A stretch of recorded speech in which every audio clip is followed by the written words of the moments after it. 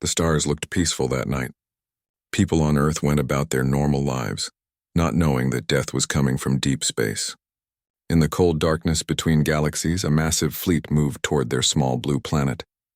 The ships were so big that each one could hold an entire city inside it. Emperor Kexthul sat on his golden throne aboard the largest ship. He was tall and thin with purple skin and 4 arms. His eyes glowed red in the dark. He had ruled the Velthari Empire for over 200 years. In that time, his armies had conquered 17 different worlds. Each planet had fallen within days. Some gave up without even fighting. "Tell me about this Earth," the Emperor said to his war council. Admiral Yokomar stepped forward. He was an old warrior with scars covering his blue skin. "The planet is small, my lord. The humans who live there are very young. They only learned to fly in space about 60 years ago. They still use primitive rockets to leave their world." The Emperor laughed. It was a cold sound that made the other aliens nervous. 60 years? My pet slave learned to use tools faster than that. What weapons do they have? Basic projectile weapons, Lord. Some energy shields around their important cities. Nothing that could stop even one of our scout ships, Admiral Yakmar said. General Vextar, a huge creature with 6 legs, nodded. "We scanned their planet from far away. They fight wars among themselves with simple weapons. No unified defense, no real space navy. This will be easier than conquering the Zephyrians." The Emperor remembered the Zephyrians. They had been a proud race with ships that could travel faster than light. They had ruled 3 star systems. It took the Velthari Empire only 2 weeks to crush them completely. If Earth's humans were even weaker, this would be a joke. "How many ships should we send?" the Emperor asked. 1,000 would be enough, Admiral Yakmar said. "But to show our power, I suggest we bring 50,000. Let every species in the galaxy see what happens to worlds that resist us." The Emperor smiled. His sharp teeth glinted in the ship's lights. "Good. We will make an example of this Earth.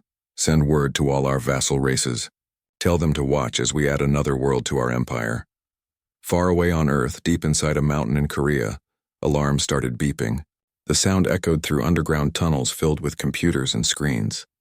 Defense Minister Hyunwoo Park ran down the metal corridors. His shoes made loud sounds on the floor. He had been sleeping when the call came.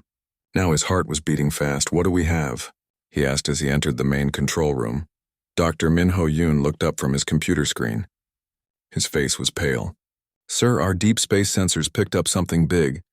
"Really big? It's still 3 days away, but the computer says there are thousands of ships." Hyunwoo looked at the screen. Numbers and symbols filled it. He could not read all of them, but he understood enough. "How many ships?" "At least 50,000, sir. Maybe more. They're moving in formation. This is not exploration. This is invasion." Hyunwoo felt cold. He had trained for this day his whole life, but he never really believed it would come. "Contact President So-min Lee. Wake her up. Contact everyone on the emergency list. We have work to do." Within an hour, the most powerful people on Earth sat around a table in a secret room below the presidential palace. President So-min Lee looked tired but alert. General Dongjin Kim sat straight in his military uniform. Admiral Yoon-ji Choi studied reports on her tablet. Scientists, military leaders, and politicians filled the room. "Tell me everything," President Lee said. Dr. Yoon stood up. He pointed to a big screen that showed the solar system. 3 days ago, our sensors detected a large group of ships entering our solar system. They came from the direction of the Vega star system. The ships are huge. Each one is about the size of Manhattan Island. "How many?" General Kim asked. "We count 50,000 ships so far. They're moving in perfect formation. Their technology is far beyond anything we've seen before. They use some kind of faster-than-light travel that we don't understand." Admiral Choi looked up from her tablet. "Have they tried to communicate?" "Not yet," Dr. Yoon said. "But they're heading straight for Earth. No course changes, no stops. They know exactly where they're going." The room fell silent. Everyone knew what this meant. President Lee stood up and walked to the window. Outside, the sun was rising over the city. People were starting their normal day. They had no idea that alien ships were coming to destroy their world. "How long do we have?" she asked. "At their current speed, they'll reach Earth's orbit in 72 hours, Dr. Yoon said. General Kim stood up. "Ma'am, I recommend we contact our allies immediately. We need to prepare our defenses. We should also consider evacuation plans for major cities." President Lee nodded. "Do it. Contact everyone. NATO, the UN, everyone. Tell them what's coming. What about the public? Admiral Choi asked. Do we tell them? Not yet, President Lee said. We need more information first. If we tell people that 50,000 alien ships are coming to attack Earth, there will be panic. Let's see if we can contact these aliens first. Maybe they want to talk. Dr. Yoon shook his head. Ma'am, ships don't travel in formation like that for peaceful meetings.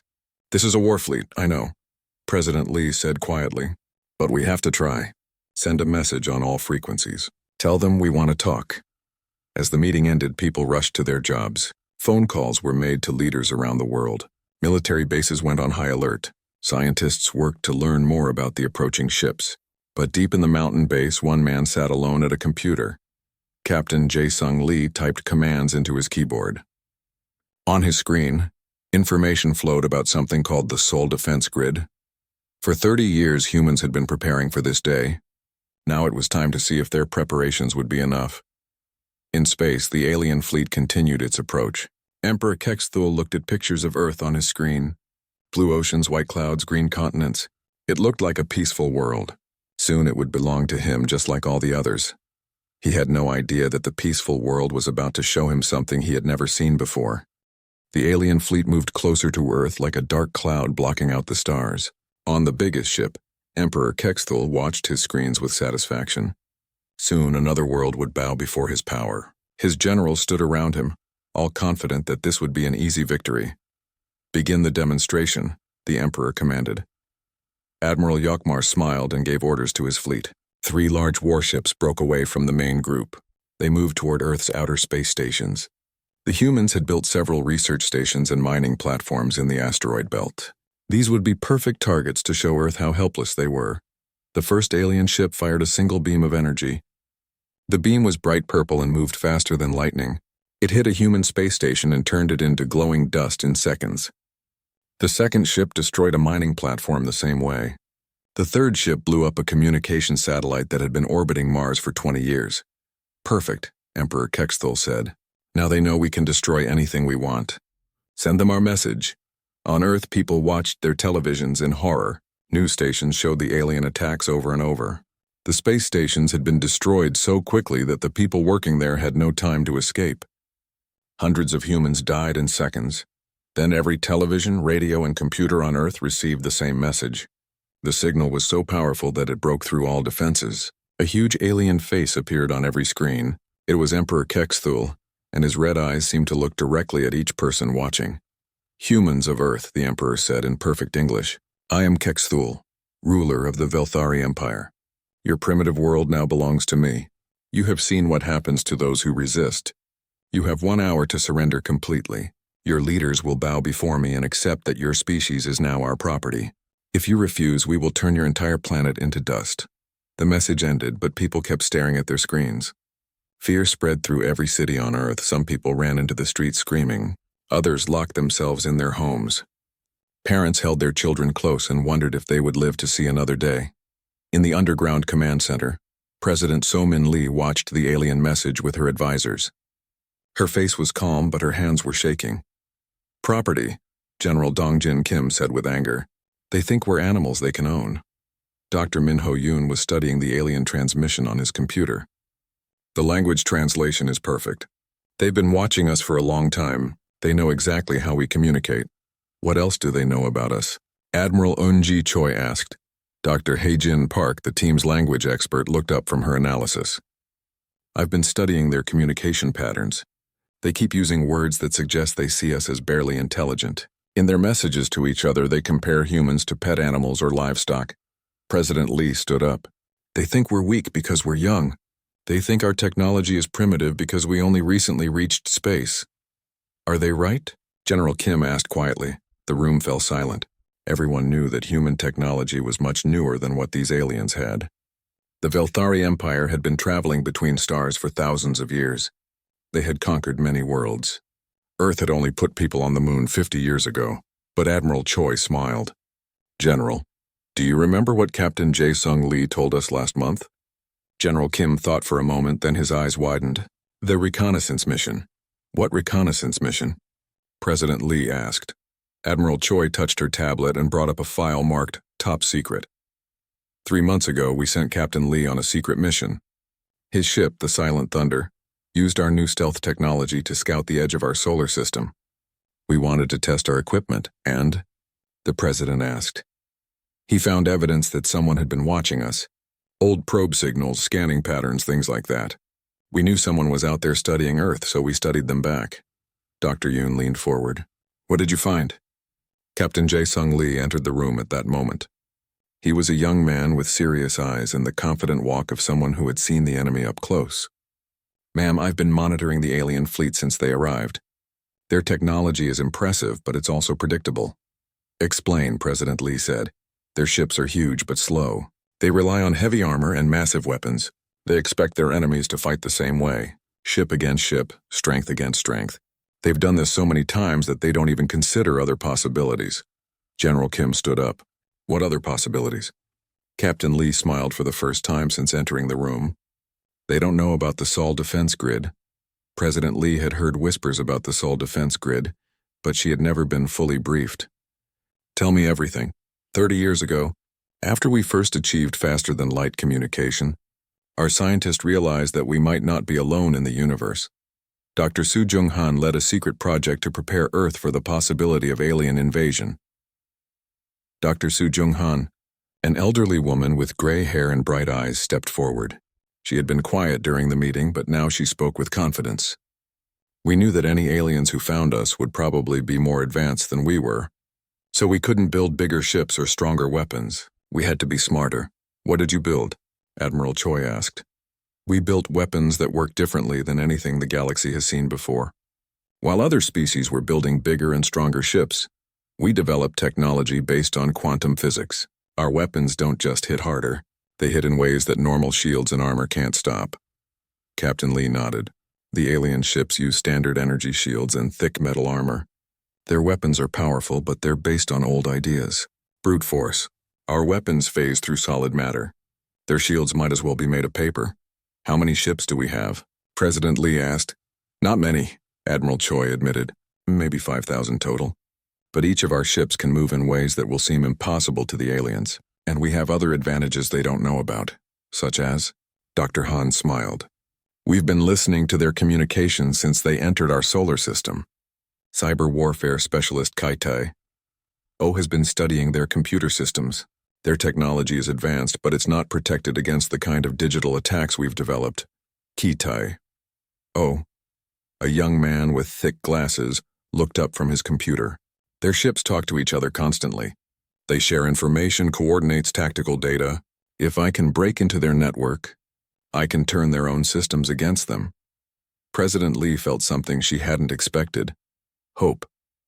Are you telling me that we actually have a chance against 50,000 alien warships? Ma'am, General Kim said, I think we have more than a chance. I think these aliens have made the biggest mistake of their lives. In space, Emperor Kexthul waited for Earth's surrender. He was already planning how to divide the planet among his generals. The oceans would make good farming areas for his people. The mountains contained metals his empire needed. The humans would work in mines and factories. Sir, Admiral Yakmar said, we're receiving a message from Earth. Good. Are they surrendering? Not exactly, sir. They want to negotiate, the Emperor laughed. Negotiate with what? They have nothing we want except their planet. Tell them they have 1 more hour. Then we destroy their biggest cities. What the Emperor didn't know was that on Earth, people were not preparing to surrender. In secret bases around the world, human pilots were climbing into ships that looked nothing like the massive alien vessels. These ships were small and fast, built for a kind of warfare the galaxy had never seen. The hour was almost up, and the real fight was about to begin. The hour passed, and Emperor Kexthul grew impatient. The humans had not surrendered. Instead, they had sent more messages asking to talk.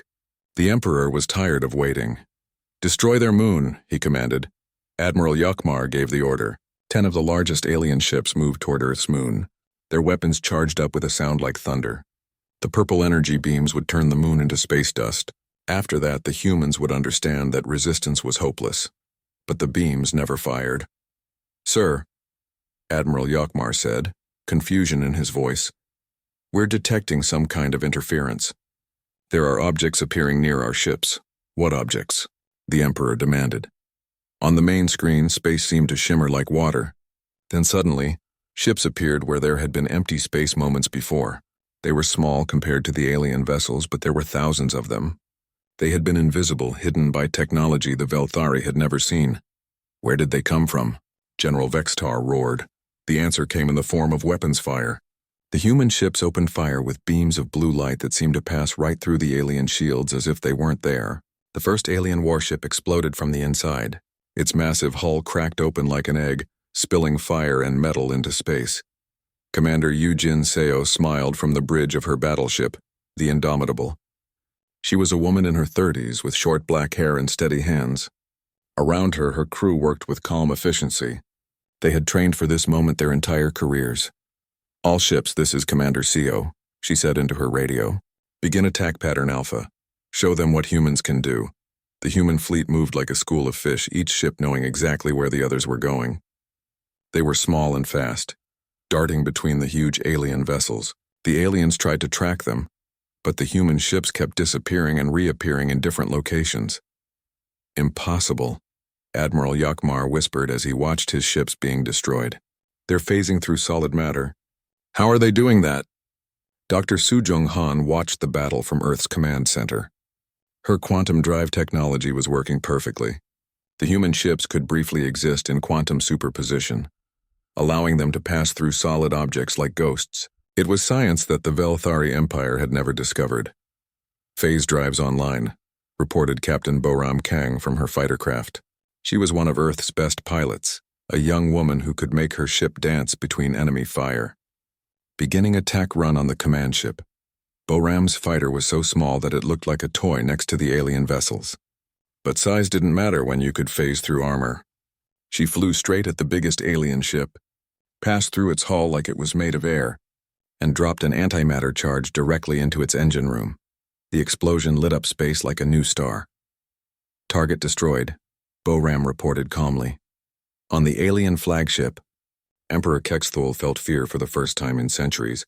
His massive fleet was being torn apart by ships that shouldn't exist. "How are they doing this?" he screamed at his advisors. "Sir, their weapons ignore our shields completely," Admiral Yakmar said. "And their ships. They phase in and out of normal space. Our targeting systems can't lock onto them." General Vextar looked at the battle reports coming in. "We've lost over 3,000 ships in the first 5 minutes. Sir, we need to retreat and regroup." "No," the Emperor roared. "I will not be defeated by primitive animals. All ships focus fire on their home planet. If we can't defeat their fleet, we'll destroy what they're protecting," but even this plan failed. As the alien ships turned their massive weapons toward Earth, they found their path blocked. Thousands more human ships appeared, these ones larger and more heavily armed. Admiral Yunji Choi had brought the second fleet into position exactly when needed. "This is Admiral Choi to all alien vessels," she broadcast on their frequency. "You are now surrounded. Surrender and we will allow some of you to survive." The aliens could not believe what they were hearing. A species they had considered barely intelligent was offering them mercy. Captain Tae-hyung Lim flew his fighter through the alien formation like he was playing a game. His ship twisted and turned, avoiding the massive energy beams that could vaporize a mountain. But the aliens were too slow to hit him. "These big ships are like trying to swat flies with a hammer," he radioed to his wingman. The alien communication channels filled with panic. Ship captains reported systems failures, hull breaches, and total loss of main power. Kiteo's cyber attack was working perfectly. He had broken into their network and was turning their own computers against them. "Sir," Kite reported to the command center, "I'm in their main battle network. I can make their ships fire on each other if you want." "Do it," General Dong Jin Kim ordered. Across the alien fleet, warships suddenly turned their weapons on their neighbors. Computer viruses spread through their systems like a plague. Ships that had worked perfectly for centuries started shutting down one by one. Pilot Xiangmin Park became a legend in those first few minutes of battle, flying a prototype fighter with advanced phase missiles. He disabled 12 alien cruisers without taking a single hit. His ship moved like liquid lightning, impossible to predict or catch. "How is he doing that?" Admiral Yakmar asked as he watched one tiny human ship destroy his best cruisers. "The ship exists in multiple quantum states simultaneously," his science officer reported. "It's like fighting smoke." Emperor Kexthul realized that everything he thought he knew about warfare was wrong. His empire had conquered worlds by bringing overwhelming force. Big ships, heavy weapons, thick armor. But the humans fought like nothing he had ever seen. They were fast where he was strong, clever where he was brutal, and united where his enemies had always been divided. "Sir," Admiral Yakmar said quietly, "we need to consider retreat. We've never faced anything like this." "Retreat?" The Emperor's voice was full of rage and disbelief. "The Velthari Empire does not retreat from primitive worlds. Sir, with respect, these humans are not primitive. Look at what they're doing to us." On the main screen, alien ships continued to explode. The human fleet moved through the Velthari formation like sharks among helpless fish. Every minute brought news of more ships lost, more systems failing, more impossible human victories. Commander Hyosung Moon watched from the orbital defense platform Aegis Prime as the aliens tried one last desperate attack. Several alien ships fired their planet-killer weapons directly at Earth.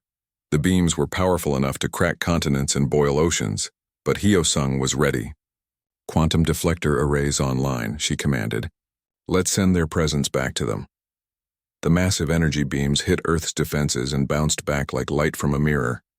But instead of being scattered, they were focused and redirected. The planet-killer beams struck the alien ships that had fired them, destroying them instantly. "Impossible," Emperor Kexthul whispered. "They turned our own weapons against us."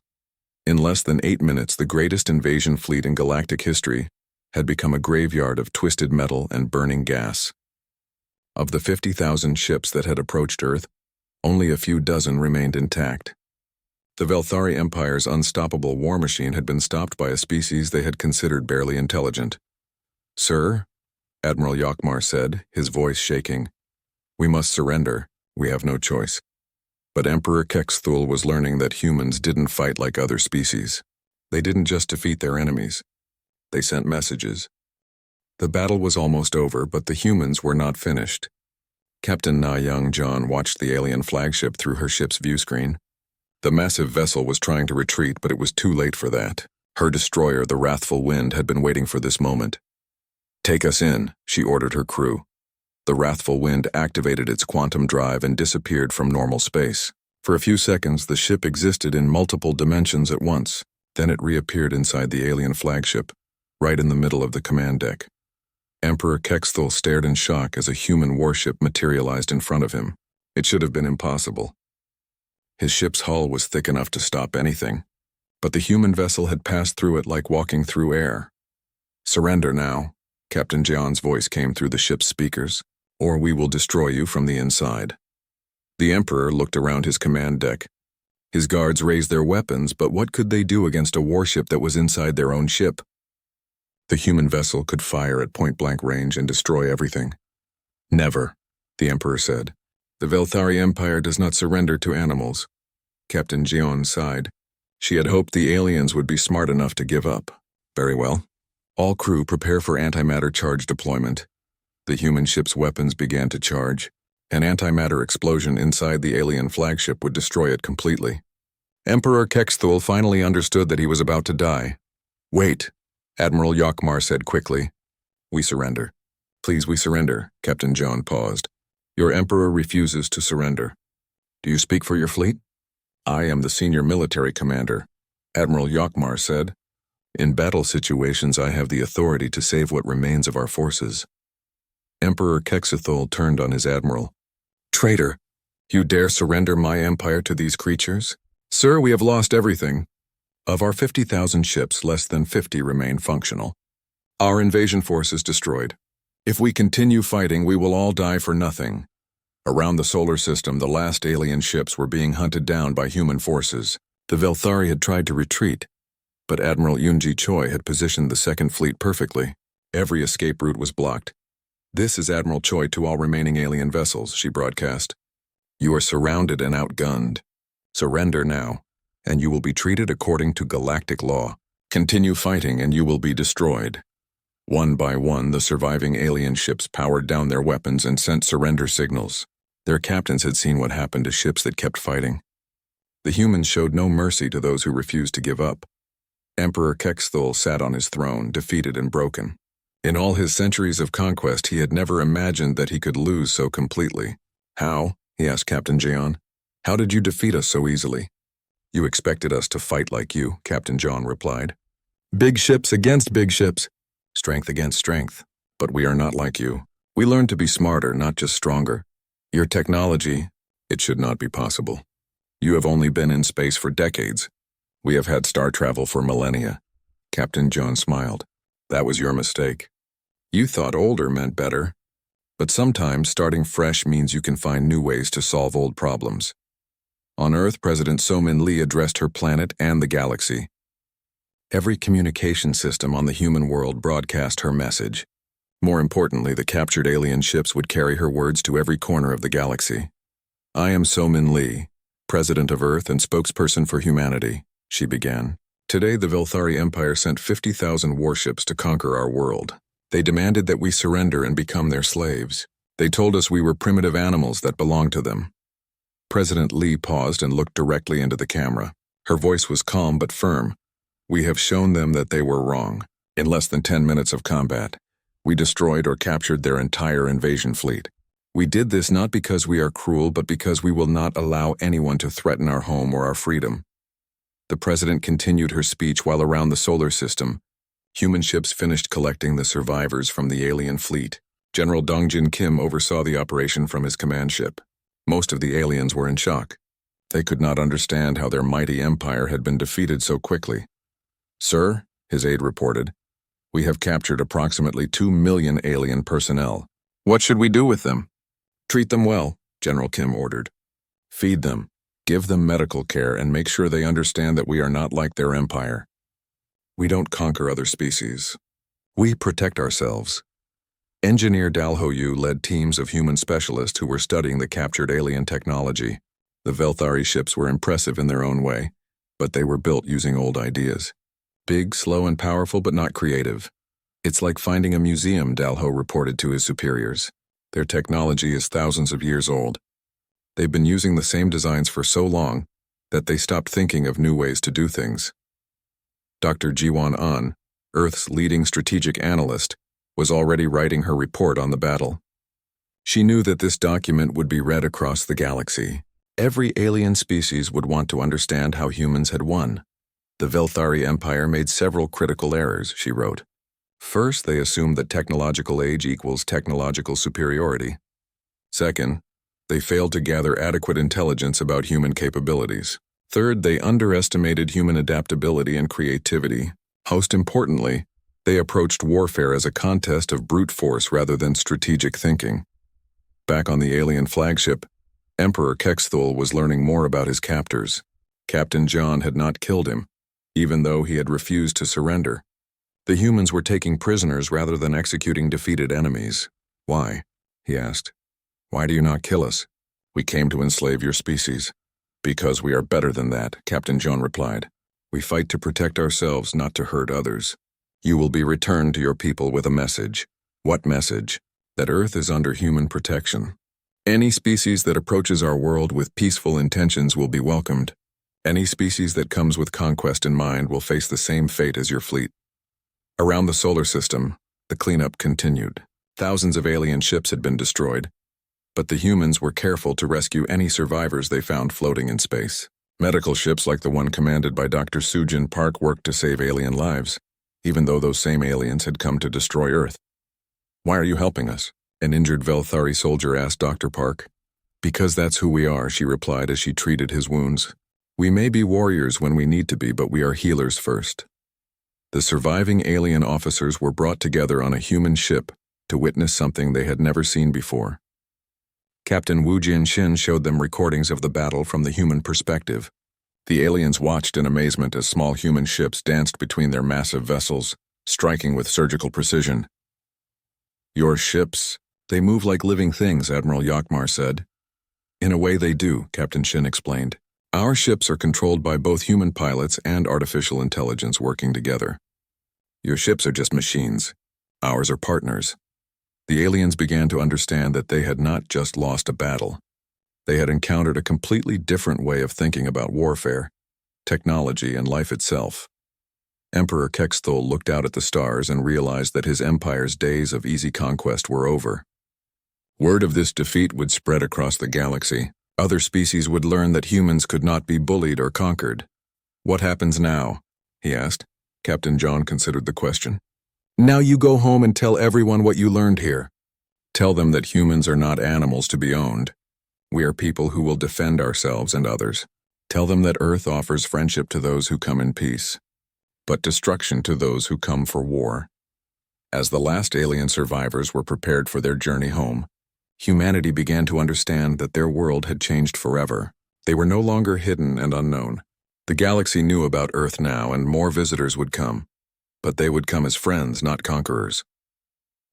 The last alien ships limped away from Earth's solar system, carrying their message of defeat to the galaxy.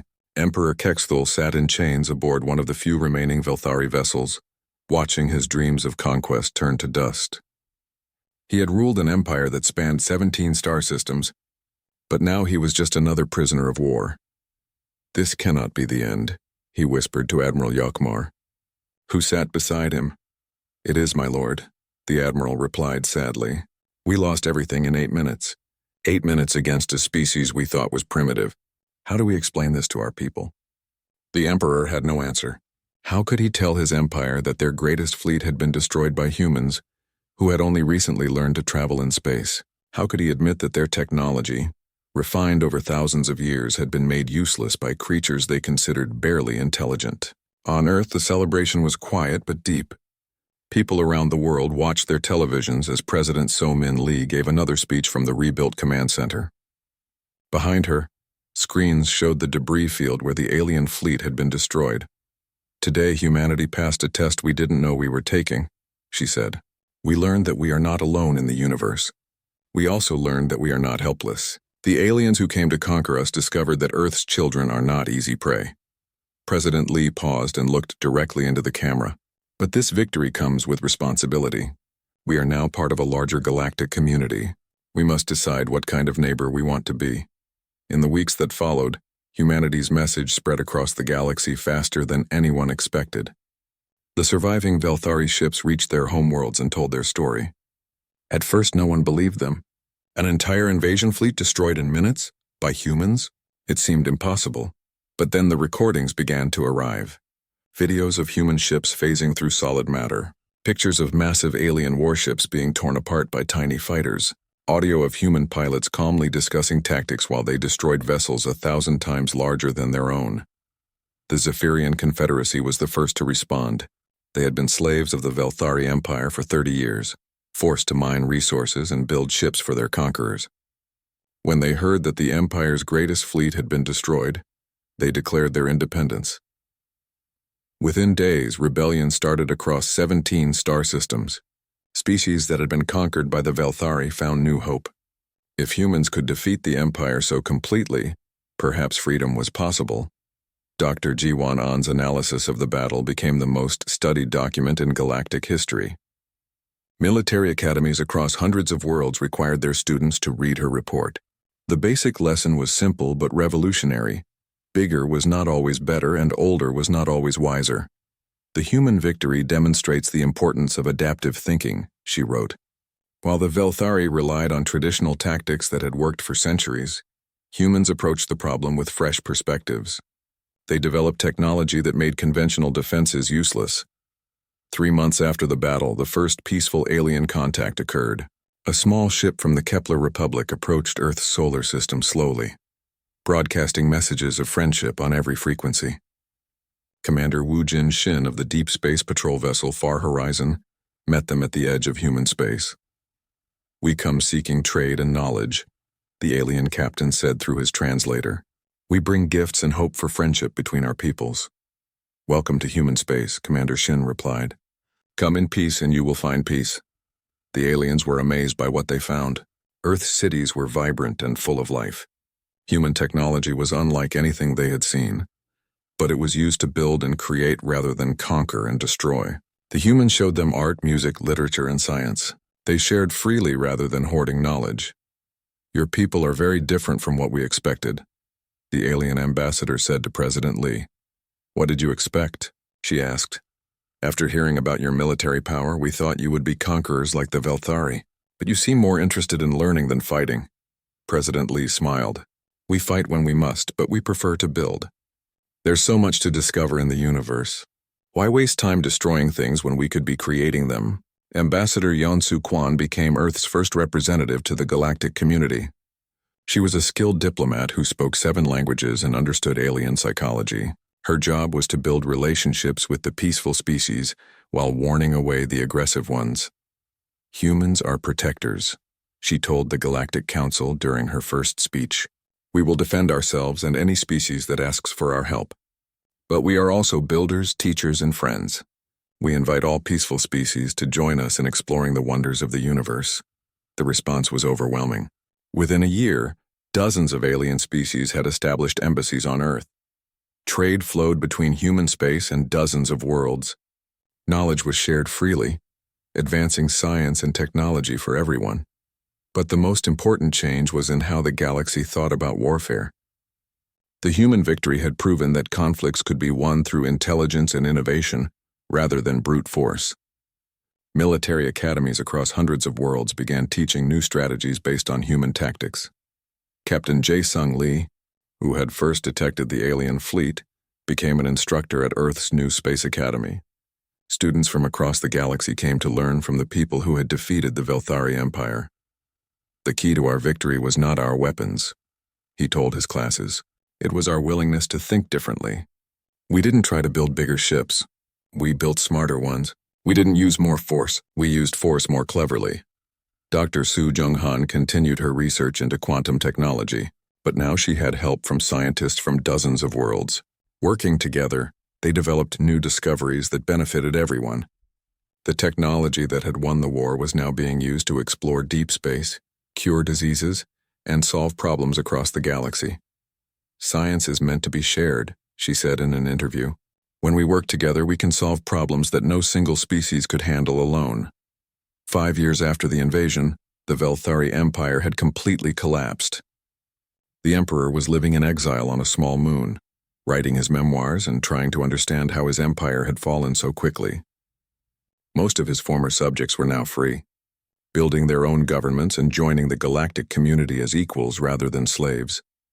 Admiral Yokmar visited Earth during this time, no longer as an enemy but as a student. He wanted to understand how humans had won so decisively. We made the mistake of thinking that experience always beats youth, he told General Dongjin Kim during their meeting. We had been conquering worlds for so long that we forgot how to adapt. You taught us that fresh thinking can overcome old habits. We learned from your mistakes too, General Kim replied. Your empire fell because it was built on force rather than cooperation. We're trying to build something different. The new galactic community that emerged was indeed different. Instead of empires conquering each other, species worked together to explore new worlds and solve common problems. The human victory had not just saved Earth. It had changed how the entire galaxy thought about civilization. Commander Hyo Sung-moon, who had operated the defense platforms during the battle, now commanded the first joint human-alien exploration mission. Her crew included scientists and soldiers from 12 different worlds, all working together to map unknown regions of space. This is what victory really looks like, she said, as her ship prepared to jump to a distant star system. Not conquered enemies, but new friends. Not destroyed worlds, but new discoveries. In her final report on the war's aftermath, Dr. Ji-Wan-an wrote, "The human victory over the Velthari Empire marked the end of the age of galactic conquest and the beginning of the age of galactic cooperation. Humanity's greatest contribution to the galaxy was not our military technology, but our example of what a civilization could become when it chose building over destroying. Earth had become more than just another world in the galaxy. It had become a symbol of hope, proving that even the smallest species could stand up to tyrants, and that the future belonged to those who chose cooperation over conquest. The stars no longer seemed cold and dangerous. They were full of friends waiting to be met, mysteries waiting to be solved, and wonders waiting to be discovered. Humanity had not just survived its first contact with alien civilization, they had made the galaxy a better place.